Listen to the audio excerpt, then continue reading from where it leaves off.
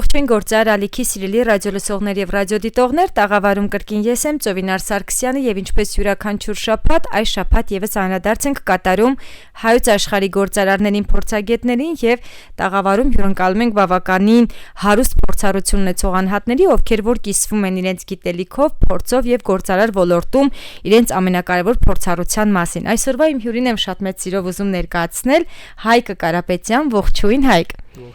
Մեր ռադիոլսողներին եւ ռադիոդիտողներին ուզում եմ տեղեկացնել, որ Հայկը գործարար է, հանդիսանում է Satisfy ընկերության համահիմնադիրը, ինչով է զբաղվում ընկերությունը, ինչ առաքելություն ունի, սրա մասին անպայման կանդրադառնանք, հանդիսանում է Օքսֆորդի հայաստանյան շրջանավարտների ակումբի խորհրդի հիմնադիր անդամը, ինչպես նաեւ Օզոն Հայաստանի գլխավոր տնօրենը։ Ոլորտները բավականին լայն են, վստահաբար նաեւ անելիքներն են շատ։ Հայկ, թեմաներն էլ բավականին հետաքրքիր են, որոնք որ ձեզ հետ քննարկելու ենք։ Մինչև հիմնական գործարար թեմաներին անցնելը մի փոքր ձեր կրթության մասին կներկայացնեք, ինչ կրթություն եք ստացել, որից հետո այսպես որոշում եք եկել, որ պետք է մուտք գործեք բավականին հետաքրքիր գործարար ոլորտ։ Շնորհակալություն։ Հա, իդքանը որ ես Մոսկվայում եմ այդ ժամանակ ապրել 12 տարեկանից սկսած, այսինքն 5 տարի դպրոց անունետև համալսարանը, ես ընդունվել եմ Բաումանի անվան Մոսկվայի տեխնիկական համալսարանը եւ սովորել եմ ինֆորմացիոննի տեխնոլոգիա տելեկոմունիկացիա կոչվող ֆակուլտետը եւ ինժեներ պրոգրամիստ եմ առաջին հենց կրթությունով, բայց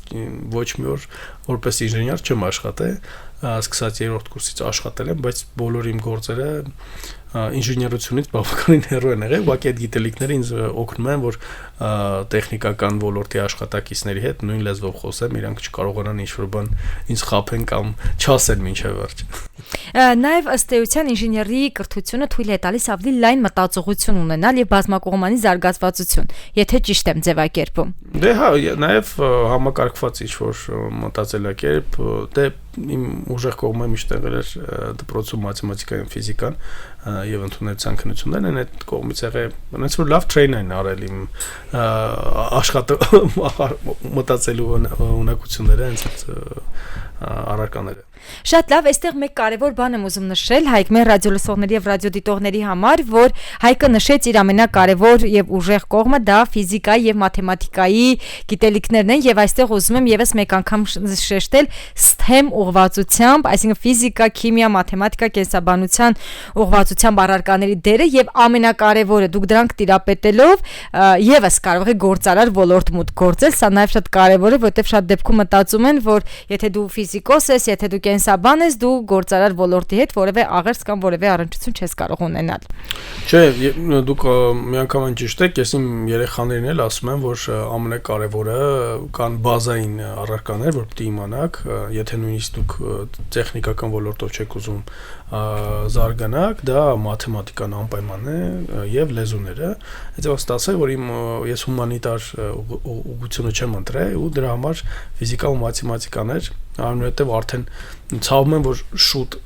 խորը անգլերենով չէի զբաղվում եւ արդեն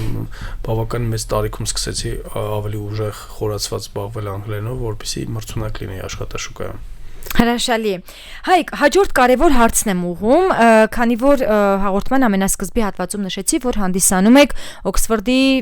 շրջանավարտների հայաստանյան ակումբի խորհրդի հիմնադիր անդամը, վստահաբար դուք ունեք այլ կրթություն, ինժեներական կրթություն, այստեղ ավելի շատ երևի բիզնես կրթություն, ղեկավարման հմտություններ, գործարար գիտելիքներ եք ձեռք բերել։ Ինչպես է ստացվել ձեր այս ոնց որ այս ուղղվածությամբ առաջ շարժվելը, ինչպես է ստացվել ակումբին միանալը, հիմնադրման գաղափարը եւ ամենակարևորը ինչ է դա ձեզ տվել։ Ես բազմակողմանի հարց է, սկզբից ասեմ, որ իմ աշխատանքը ճիշտն ասած ընդհանրապես կապված չի եղել իմ կրթության հետ, իմ առաջի աշխատանքը եղել է դիզայներ, վեբ դիզայներ, ինժեներության հետ եւս կապ չունի։ Չունի, հա, ես համարյա 1 տարի ու կես աշխատել եմ կես դրույքով Ռուսաստանում, այդպես կինոթատրոնների ցանց կար, ես առաջի օրվա կեսը սովորում էի եւ մյուս կեսը որպես դիզայներ, վեբ դիզայներ էի աշխատում, հետո հասկացա, որ քանի որ ես ձեռքով նկարել չգիտեմ, ինչ որ բարձունքների այդ ոլորտում չեմ հասնի ու իմ համար դա արդեն քրիտիկական էր, իմ ամբիցիաները թույլ չէին տալ այդ շարունակել։ Ու այդ ժամանակ տարբեր պրոյեկտներ էի անում, ճիշտ ասած, բավականին ակտիվ էի Մոսկվայի հայ համայնքում, հայկական տարբեր միջոցառումների կազմակերպում համերգներ եւ այլն հետո sales եմ աշխատել Երևան ժուրնալ կար այդ ժամանակ Երևան ժուրնալ բավականին հայտնի մեդիակրատ կազմակերպությունում գովազդ էի վաճառում այդ ժուրնալի համար այնուհետև մյուս տեղը որ աշխատել եմ հիմնական աշխատանքը որ արդեն ուղիղ գործի հետ էր կապված դա Kiwi եւ OSMP-եր այդ ժամանակ կոչվում Հայաստանյան ներկայացության տնօրեն ես հենց համալսարանը ավարտեցի ինձ ուղարկեցին Հայաստան որպես տնօրեն 23 տարեկանում ես առաջ անգամ քննություն եմ հանձնել կենտրոնական բանկում հայերենով համարյա 10 տարի ես հայերեն ընդհանրապես չի օգտագործում, այսինքն գրական, գրել, կարդալ, խոսակցականը տանը միշտ հայերեն ենք խոսել, բայց ստիպված սկսեցի հայերեն էլի կարդալ, որպեսզի քննություն հանձնեմ կենտրոնական բանկում, կազմակերպությունը լիցենզավոր եմ դա առաջի ոնց որ փորձներ հետ գալ Հայաստան 2007 թվականին եղել եմ տնօրեն փոքր կազմակերպության տերմինալներ ենք դնում, որը հիմա Telcel-ը ունի, այլ կազմակերպություններ, հետո տարբեր գործընթացներ եղավ, վաճառեցին, մերջեր եղավ շուկայում։ Այնուհետև պարոն Երիկյանի մոտ Vivassel-ում եմ աշխատել, հենց այդ ժամանակ ծանոթացանք պարոն Երիկյանի հետ, որտեղ որպես տնօրեն ես կնքում էի պայմանագրեր տարբեր կազմակերպությունների հետ, որպեսզի հավաքագրեի նրանց վճարները։ Այդպես երբ որ այդ կազմակերպությունը դուրս եկա, պարոն Երիկյանը հրավիրեց իր մոտ եւ համարյա 2 տարի աշխատում էի, քանի Երևանում էի վաճառքի բաժնում կար distribution channel subunit, որը զբաղվում էր ամբողջ Հայաստանի վաճառակետերի զարգացման, SIM քարտերի վաճառքի, recharge քարտերի կարող է հիշում եք որ ինչ։ Անշուշտ իհարկե հիշում ենք։ Դրա վաճառքը Ոչ ոք չի մոռանա այդ ժամանակաշրջանը $200 քարտերը։ Չէ, բայց մեր մոտ այդպես չի եղել, դա այլ կազմակերպություններ։ Այո։ Ու այդպես ստացեց որ մտա այդ ոլորտ Telecom նաև ինչևէ ու արդեն ղեկավար պաշտոններ էին այդպես շարունակ գնում ու որը ոչ մի կապ չուներ բուն առաջարկության հետ հետո երբ որ Հայփոստից արդեն Հայփոստի տնօրենի պաշտոնից հետո ժամանակ կար որ ես թեթև ազատ էի իմ երազանքը որ ունեմ մեծ միջազգային ճանաչում ունեցող ինչ որ համալսարանի դիպլոմ իրականություն որոշեցի դարձնել փորձեցի եւ հաջողվեց ընդունվեցի Օքսֆորդի համալսարան։ Ինչու Օքսֆորդ։ Ճիշտն ասած, շատ պրագմատիկ է այդ ամեն ինչի նայում։ Ես համեմատում էի top 5-ը եւ գին որակ համատությամբ լավագույնը Օքսֆորդները տարբերակար նաեւ Ստենֆորդ գնալ բայց գին որակ այդ երկու կրիտերիաներով Օքսֆորդը կոնկրետ ծրագրեր է 4 ծրագիր ունեն բավականին հետաքրքիր ինձ թվացին եւ ես չեմ 1 րոպե չեմ փոշմանել որ ընտրել եմ 4 ուղղություն կա finance global leadership global economy leadership եւ AI for business, ես ընտրեցի AI for business-ը դեռ 2 տարի առաջ, դա այդ աշանի պոպուլյար չէր AI։ Ինչպես հիմա, այո։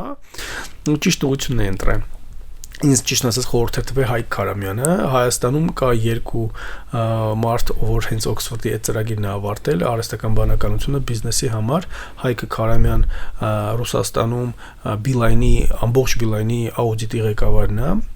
եւ ինքը խորհուրդ տվեց այն ժամանակ ասեց լավ ծրագիր է խորհուրդ եմ տալի եւ ես լսեցի մենք իդեպ ծանոթացել էինք այն ժամանակ երբ որ ես աշխատում էի Beeline-ի կոմերցիոն տնօրեն Հայաստանում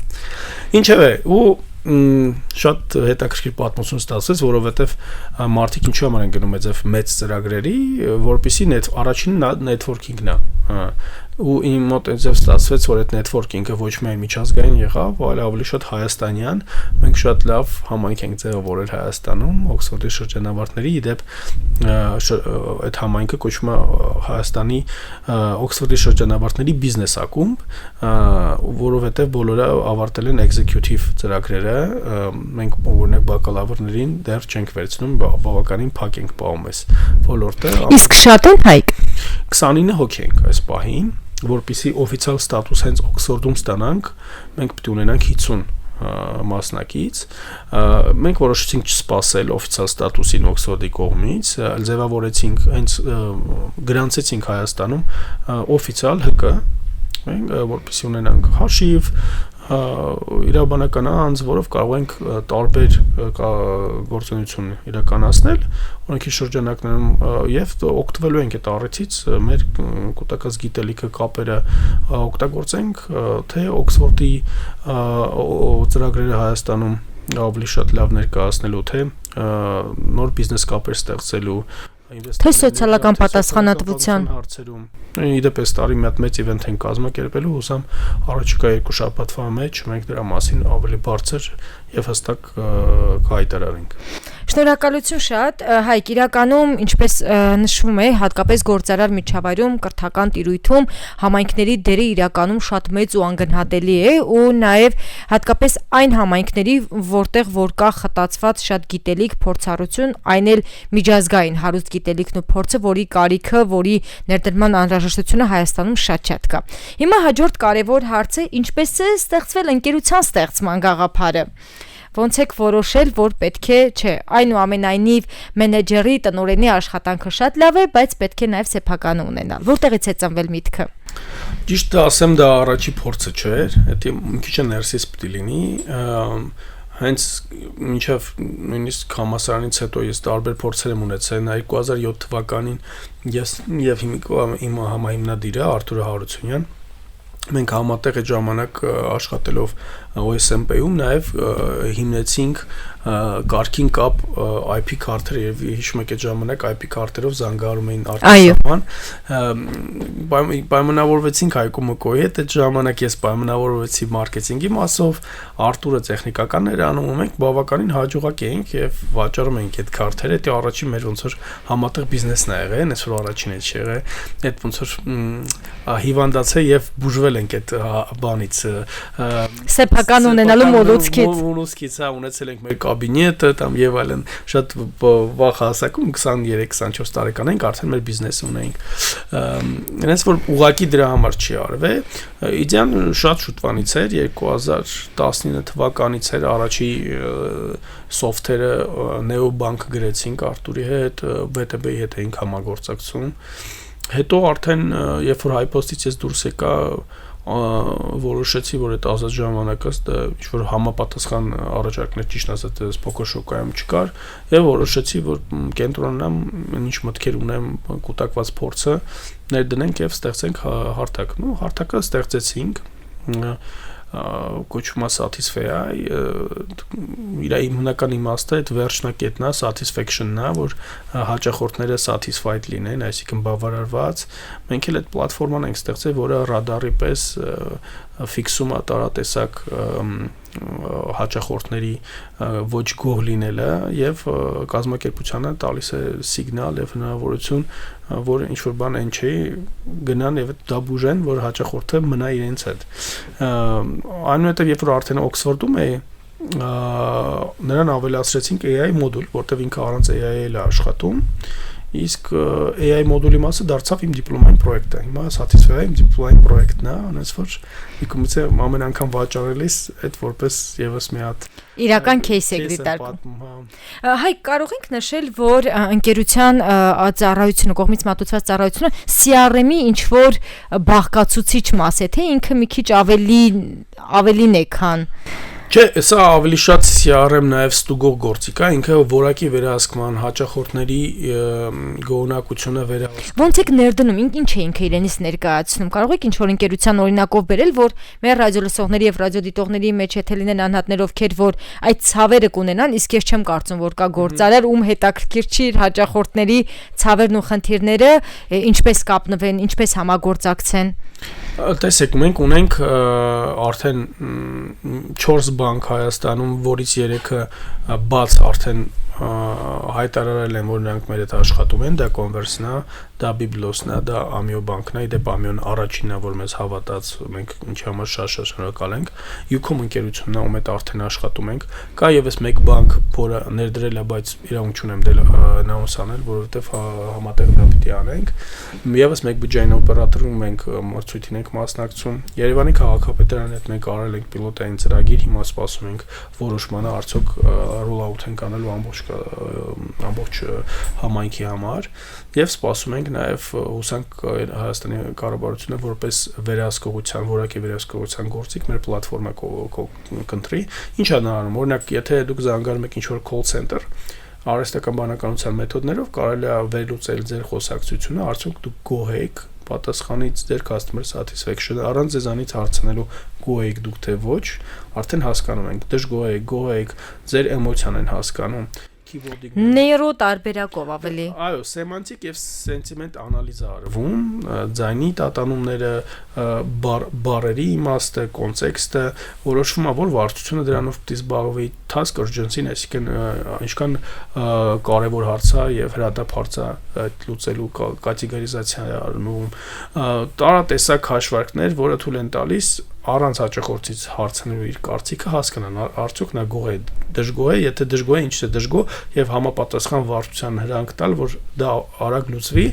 ինչի համար է ամեն ինչը արվում է մեկ բանի համար, որպեսզի մի րոպե շուտ հասկանալ որտեղ կա խնդիրը լուծել, որպեսզի հաճախորդը մնա, իսկ մեկ չկորցրած հաճախորդը 5 անգամ ավելի մատչելի գին արժի, քան նոր հաճախորդ ներգրավելը։ Իսկ այս ոլորտում ամենագլխավոր խնդիրը դա այդ կոչված silent majority-ն, այսինքն մարդիկ թողում գնում են առանց ասելու հետադարձ կապի, այո։ Իրանք հասարակ հետադարձ կապերը ունեն 1% response rate, այնպես ընդհանուր 1%-ն է պատասխանում։ Եթե real time ինչ-որ survey-ներ է լինում, այդ հետադարձ կապը 13-ից 15% է կազմում, իսկ երբ որ AI-ով ես անում, դա մոտ 80% ճշտությամբ դու կարող ես հասկանալ արդյոք գոհ են քո ծառայությունից թե ոչ։ Հրաշալի է։ Իրականում նաև այն ընկերությունները, ովքեր որդեգրել են, իսկ չեմ կարծում, որ այդպիսիք քիչ են հաճախորդակենտրոն եւ հաճախորդամետ քաղաքականություն, կարծում եմ իրենց համար իրական դեղ է, հա, այս, որպեսզի կարողանան վերհանել այն բոլոր թաքնված խնդիրները կամ այլ կերպ մասնագիտական տերմինով ասած հաճախորդի սև արգղում տեղի ունեցող process-ները, որը որ ոչ մի կերպ չեն կարողանում բացահայտել շատ բիզնեսներ, շատ ընկերություններ։ Ինչ բարդ որոշումների առաջ եք կանգնել, Հայկ, որը որ ձեզ համար իսկապես մարտահրավերային է եղել։ Դե ինձ կոնկրետ այս ոլորտում այդքան էլ չէ, այդպես բարդ որոշումներ չկա, իմ ամենաբարդ որոշումը այդ այլ ինտերվյուում եմ ասել, դա երբ որ պատերազմի ժամանակներ եւ հայփոստի գլխավոր տնօրենն էի, այդտեղ հարց կար կվոտաների հետ կապված, ով պետք է գնա պատերազմ եւ ով էր ստանում հատուկ բրոնь, երբ որ դու կոնկրետ մարդկանց կյանքի հետ ես առնչվում պետք է որոշում կայացնես, դա երևի ամենագլխավոր ամենածանր որոշումն է։ Շատ լավ։ Հաջորդ կարևոր հարցը նշեցի, որ նաև հանդիսանում եք Օզոն Հայաստանի, հա, գլխավոր տնօրենը։ Սա ինչպես է համատեղում։ Նաև դժվար չէ լինել համահիմնադիր, այլ ընկերությունում լինել տնօրեն։ Դե ճիշտ ասած տարբեր դերեր են, այնտեղ կա մենեջմենտ, որը որ զբաղվում է բիզնեսով եւ մենք ուղղակի որպես սեփականատեր ուղղորդում ենք։ Օպերացիոն գործառույթներից մենակ Օզոն Հայաստանն է։ Օզոն Հայաստանն էլ ցավոք ոչ բոլոր process-ներն են լոկալիզացված, country manager-ի դիրքը մի քիչ ավելի հեշտ է, քան real գեներալի դիրեկտորի, որում ես եղել եմ նույն հայփոստում, կառավարելով 3000 աշխատակից, ունենալով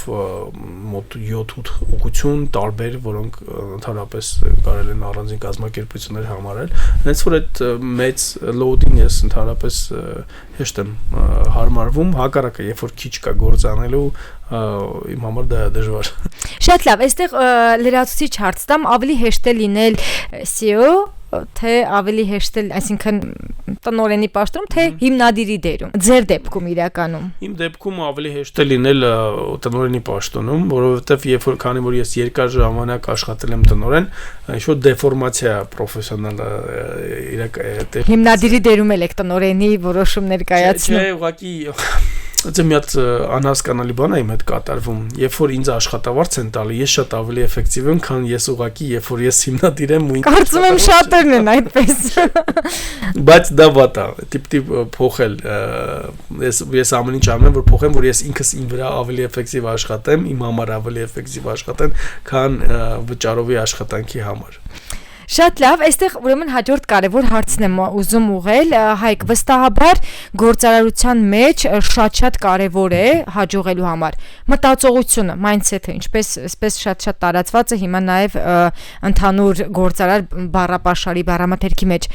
Կասեք ձեզ մոտ այն առանցքային մտածողության կետերը գործարարության, որ իսկապես ձեզ օգնում են առաջ գնալու համար։ Ու բոլորովին կապ չունի դուք հիմնադիրի դերում եք, դուք տնօրենի դերում եք, թե այլ, հա։ Ճիշտ ասած, այդ մոտեցումները ավելի շատ ինձ համասարանն է տվել, բավականին բարդ ա եղել, ճիշտ ասած, բաման կարամ սովորել, հիմա էլի այդ ամենաբարդ համասարաններից մեկն է եղել, թե սովետի ժամանակ, թե հիմա, ու այդտեղ մի հատ կատակ կար, որ եթե ուսանողին բամանքայի հարցնում ասում են չինարեն պիտի հանձնես, հարցնում է իսկ մետադիչկա կա, այսինքն այդ ձեռնարկը կա, այսինքն սովորացրել են, որ չլինող կամ չլուծվող խնդիրներ չկան ու մեծ խնդիրներից վախ չկա, այդ ամենակարևորն է, եւ հենց սկզբից շատ համասարանի կարծեմ երկրորդ կուրսից, որ սկսել եմ աշխատել տարբեր ձեռնարկատիրական փոքր գործառույթներ անել, այդ ամեն ինչը դաստիարակել է այդ skillները էլի, այդ որ դու կարաս ինչ-որ բան ստեղծես կամ ինչ-որ բան փոքր համերգ կազմակերպես, չգիտեմ։ Նախաձեռնողականություն ցուցաբեր։ Leadership-ը էլի sense ասած, չնայած դա մի քիչ ներսից պետք է լինի, բայց ես հիշում եմ, որ տարբեր հանդեսներ, ցանկություն լինելու ուշադրության կենտրոնը կազմակերպել սկսած ինչ-որ անտառ գնալու, խորոված անելու ինչ-որ բաներից, այդ ամեն ինչը ինչ-որ մենեջմենթի բաներ է էլի, որը որ զարգանում է այդ տեսքով, հետո արդեն քեզ ուժ է տալիս կառավարել ավելի մեծ կոլեկտիվներ։ Շատ լավ, դուք ինչ որակներ եք կարևորում թիմում։ Այսինքն, եթե վերաձևակերպեմ հարցս, ինչ որակներ կան, որոնց հետ բնավ հաշտ չեք ու չեք կարող լինել եւ ինչ որակներ եք կարևորում։ Առաջնորդությունը արդեն հասկացանք, կարևոր է։ Մարդիկ, ով որ խուսափում են պատասխանատվությունից, ընդհանրապես իմ թիմի անդամ չեն կարող դառնալ, ով որ խաբում է հաստատ չեն կարող դառնալ, դե պրիմիտիվ դավաճանություն բան էլ չասեմ, այդ պարզ է, մարդիկ, ով որ ես կարող եմ ընդունել, որ մեկը ինչ-որ բան չկարողանա անի, բայց երբ որ սկսում են ինչ-որ մի ձև քողարկել, մի հատ վատ բառ եմ ուզում օգտագործեմ, չգիտեմ այդ հայերեն։ Ասեք, Ռուտիտ բառը ոնց է, այդ մարդիկ, ով որ փորձում են ինչ-որ մի ձև իրականություն այլ կերպ ներկայացնել։ Այո։ Այլափոխել այդ մարդկանց հետ, որտեվ ես դա զգում եմ միանգամից ու իմ մոտ միանգամից դա ռեակցիա է տալի, ավելի լավ արդար բարձեվով ասել, որ չի ստացվի, միգուցե ինչ-որ պատճառներ գտնել, մյուս անգամ փորձել դա այլ ձև ճիշտ ձև լուծել, քան փորձել իրականությունը խեղաթյուրել, ինչ-որ այլ ձև ներկայացնել։ Այդ ձևում թիմում էլ դե հա ամեն իր տեղում պետք է լինի, պետք է բալանսավորեն բոլորը իրար, տարբեր մարդիկ են, տարբեր պետք, որ թիմը ճիշտ աշխատի։ Այդ մեխանիզմը էլի բոլորը միատիպ չեն կարող լինել նաև։ Դրա համար ամենակարևորը թիմ ձևավորելն է, նույն երբ որ հայփոստում էի, top management-ից կարծեմ 2 հոգի մնաց, չէ 3, երկուսին է պետք է հանեի, մեկը պետք է մնար, ճիշտ մարդկանց պետք է առաջին այդ թիմը ձևավորվի, բայց ելի մենք բավական մեծ գործ արեցինք, որտեվ ես շտապ կարողացա տարբեր տեղերից մարդկանց որ ճանաչում էի, իրանց մաքսիմումը գիտեի, ու իրանք ներգրավել, արագ ներգրավել ու հենց այդ պատճառով 2 տարվա մեջ մենք 80-րդ տեղից համաշխարհային ռեյտինգում կարողացանք կազմակերպությունը բարձրացնել 40-րդ տեղը եւ կազմակերպությունը վերցրեցինք գործառնական շահույթ տարի -800 միլիոներ, մենք թողեցինք արդեն 280 միլիոն պլյուսով 2 տարվա մեջ, այսինքն սարքեցինք դրական։ Շատ լավ։ Ամենառանցքային բանը, որը որ ձեզ տվել է Օքսֆորդը, որ երբեք չեք մոռանա ու դա նաև կփոխանցեք երիտասարդ գործարարներին։ Կամ եթե վերաձևակերպեմ հարցը, խորհուրդներ, որ դուք կուզենայիք լսել, երբ դուք 20 տարեկան էիք, կամ նոր էիք մուտք գործում աշխատաշուկա։ Ամենաառաջինը ես ինքս ինչ կանեի, անգլերենի հանդեպ վերաբերմունքը ի սկզբանե շատ խորը կանեի, ասենց ասեմ, երբ որ դու Ռուսաստանում ես ապրում, այնքան ոչ կարևոր է թվում անգլերենը, որովհետև այնտեղ շատ քչերին է պետք այդ անգլերենը, գրեթե ամեն ինչ ռուսերենն է ու այսպես ինչպես Հայաստանում չի։ ու ես չնայած անցել էի անգլերեն, բայց այդքան լուրջ չէ վերաբերվել։ Հետո երբ որ ես դարձա կոմերցիոն տնօրեն Beeline-ում, մեր HQ-ն Ամստերդամում էր ու իմ ղեկավարությունը անգլիացիք էին եւ հոլանդացիք, բայց Ամստերդամում։ Ու ես հիշում եմ, որ ես համարյա 2 տարի օրը շաբաթական 6 օր անգլերեն էի պարապում 2 տարբեր դասախոսների հետ, Անուշիկի եւ Տիգրանի, Անուշիկը գալիս էր իմ օֆիս, Տիգրանի Միքայելյանի մոտ ես գնում էի մանկավարժական համալսարան ու 6 օր շաբաթական պարապում էի, որ մտը նպատակ է դրի, որ չեմ կարա ճիշտ շփվեմ իրենց հետ։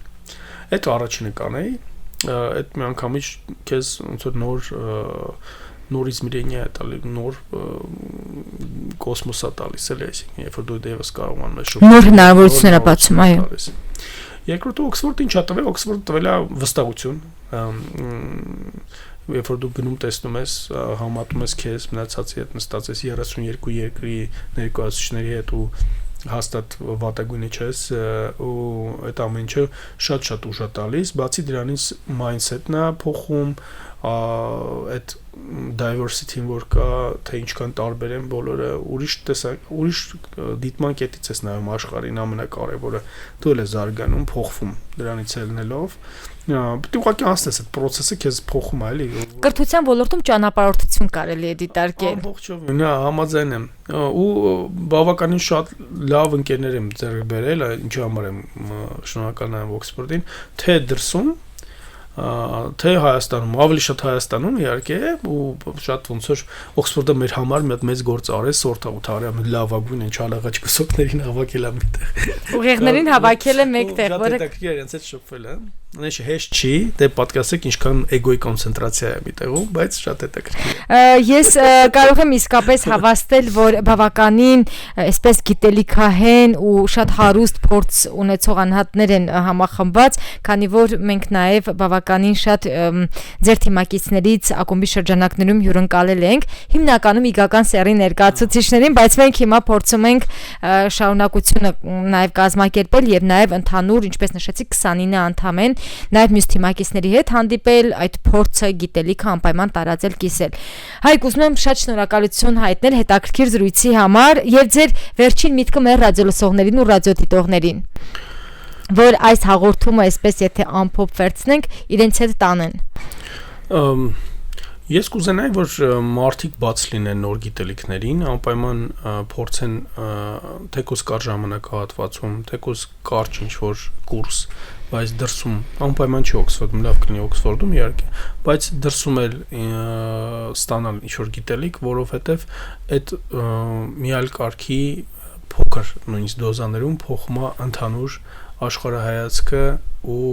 նոր ուժ է տալիս, նոր չելենջներ վերցնել եւ առաջ գնալ։ Շատ լավ, շնորհակալություն շատ, եւս մեկ անգամ մեր ռադիոլսողներին եւ ռադիոդիտողներին հիշեցնեմ, որ գործարար ալիքի եթերում անդրադարձ էին կատարում հայոց աշխարհի գործարարներին, փորձագետներին։ Իմ հյուրն էր գործարար Հայկը Կարապետյան, ով հանդիսանում է Satisfy ընկերության համահիմնադիրը, Օքսֆորդի հայաստանյան շրջանավարտների ակումբի խորհրդի հիմնադիր անդամը եւ Օզոն Հայաստանի գլխավոր տնօրենը։ Շնորհակալ եմ։ Մերսի։